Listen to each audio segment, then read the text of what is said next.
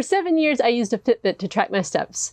But when it was time to replace it, I changed brands to a Zururu. In this video, I'm going to talk about whether or not I think I made the right choice. So back in the end of 2014, I bought myself a Fitbit for Christmas. And that was one of the best things I ever did for myself because it showed me how sedentary my life had become. I was really convinced that I was a very active person who just happened to be obese. But when I put on my Fitbit for the first time and I just naturally kind of got the number of steps I would normally get, I looked down at the end of the day and only had a couple thousand steps. And I realized that I was just really inactive.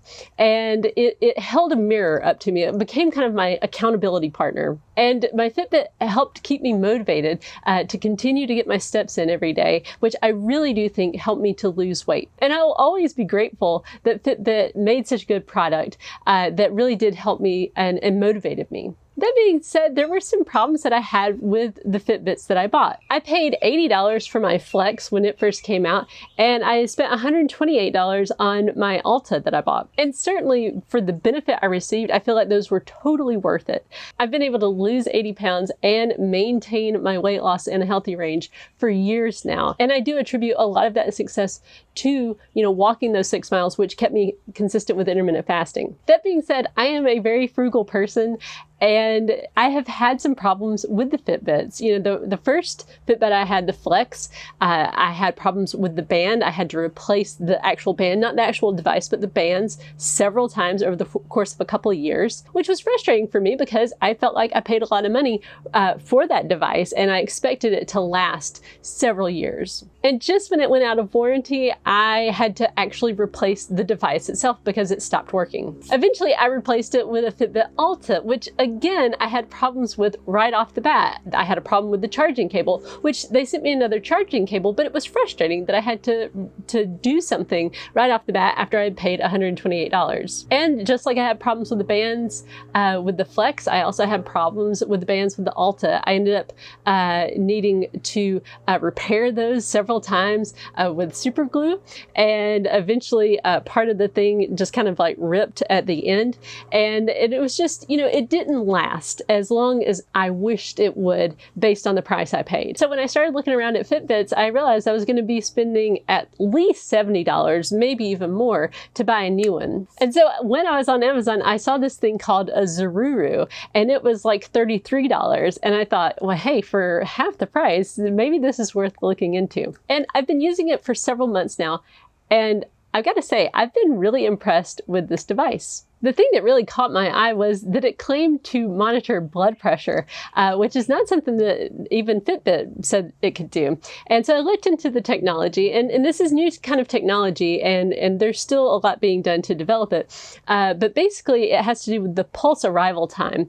And pretty soon, I think Fitbits will have this capability. They're testing it right now. But this device said, that it would measure your blood pressure and also keep track of your pulse. And so I thought, okay, well, I'll see. There were reviews that said it seemed to be pretty accurate. I've even tested the readings I'm getting from my Zururu against a normal blood pressure cuff from Medline, and the readings are basically the same. To me, they're close enough that I would count it.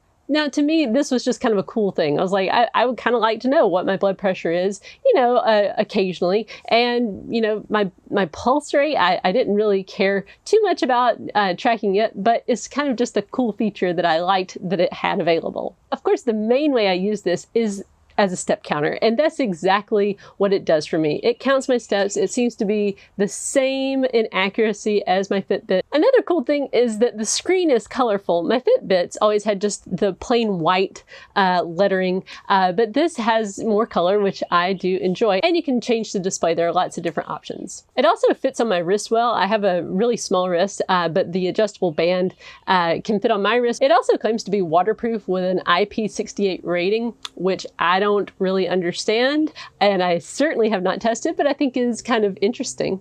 The battery life also seems to be really good. That was something with my latest Fitbit, the Alta, that towards the end when I decided to replace it, that was one of the things that was starting to happen, was that the battery seemed to be dying really quickly and I was having a lot of problems with syncing it to my device. So I said, you know, it's time to just replace it. And of course the battery life will vary based on how many alarms you have set.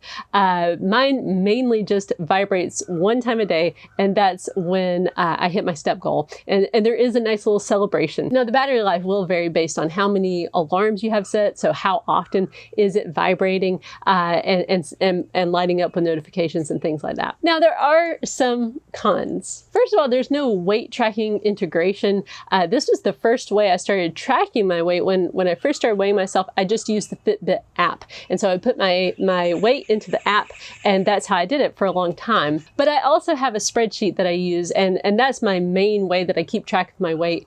I would just kind of use the FitBit app as kind of an intermediate place to store this data until I put it in my spreadsheet. But then since I changed from having a Fitbit to Zururu, I just went to another weight tracking app, and I've been really satisfied with it so far. Now another thing, which is kind of a pro, but I also am afraid that it's going to end up being a con, is the way the charging works on this thing. So basically you take the strap off and you just plug the device right into your USB port. And that's pretty interesting, but at the same time, I'm afraid with the taking it apart so many different times, you know, at least probably once a week is what I'm charging it. I'm afraid that over time that might loosen the band and cause it to come apart, but so far it's stayed very tight and I haven't had that problem yet. Also, the app itself is not very polished. It is certainly not as polished as the Fitbit app. And there's some awkward wording. Is not super user-friendly, I would say, at this point. Now, there are a few things that I simply don't care about that this app has, and a few things that it doesn't have that I also don't care that it doesn't have, but it might matter to you. So one thing is sleep tracking. This has the ability to track your sleep and rate your sleep, which is something a Fitbit will do too.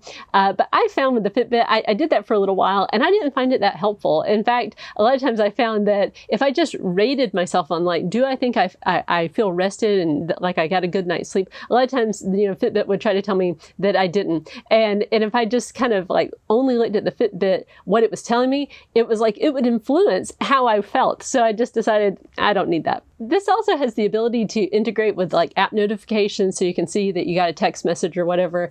I don't do any of that because I don't want more interference in my life. So I turn off all the notifications that it's capable of. One feature I don't use, but I think is interesting, is the sedentary alarm. So you can set it so that if you are inactive for a certain amount of time, you can make it, you know, vibrate and remind you like, hey, you need to get up and move. And I think I would have really used that a lot in the beginning of my journey. If I had had that feature, I think it would have been really helpful. But these days, I'm very much in the habit already of getting my steps in regularly. I don't need those constant reminders.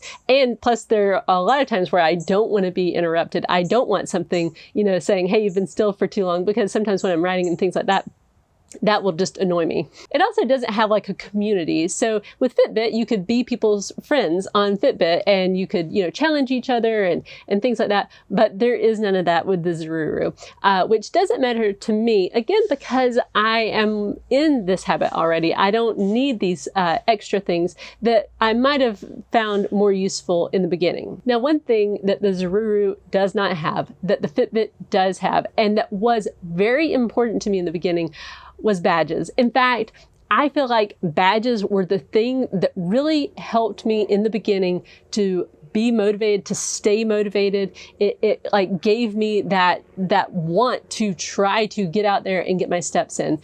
There were lots of cool badges, and I know that they're digital and I know they don't really mean anything, but they meant something to me and it really was helpful. And in fact, that was something that really made me consider going to a different brand, because I earned my last badge on Fitbit that I could for distance. It's kind of ironic because one of the big reasons why I felt the freedom to go to a different brand was the fact that Fitbit didn't create any more badges past this last one that I earned. So in the end, I am really happy with the Zururu.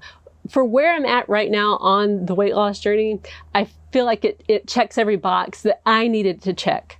Now, if I was in the beginning stages, I don't know that this would be the best buy for me. In hindsight, I really do feel like the badges played a big part in my initial motivation with the Fitbit. And again, I think, that walking the 6 miles helped me to stay disciplined, helped me to stay consistent with intermittent fasting. It's hard to say in retrospect, what could I have changed? What could I've, left out of my journey and still had the same results? And, had I had a different tracker, one that wasn't so exciting, one that didn't give me that motivation, maybe I wouldn't have stuck with it as well. I don't know. So if right now you're trying to think about, which tracker to get, if you feel like you already have a lot of discipline, I would recommend just a plain Jane kind of tracker, something like this, something that's, not a very high price point, and that just tracks your steps.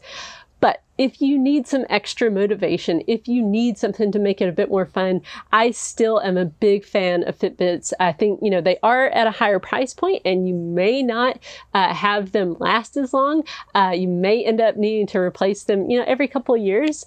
But to me, again, it's still worth it. It's absolutely worth the amount of money that I've spent on everything from gym memberships to, Fitbit devices and Fitbit straps and chargers and all that I've bought. It is certainly worth it for losing the weight and keeping it off for the rest of my life. So I hope that this video was helpful to you, and I'll see you in the next one.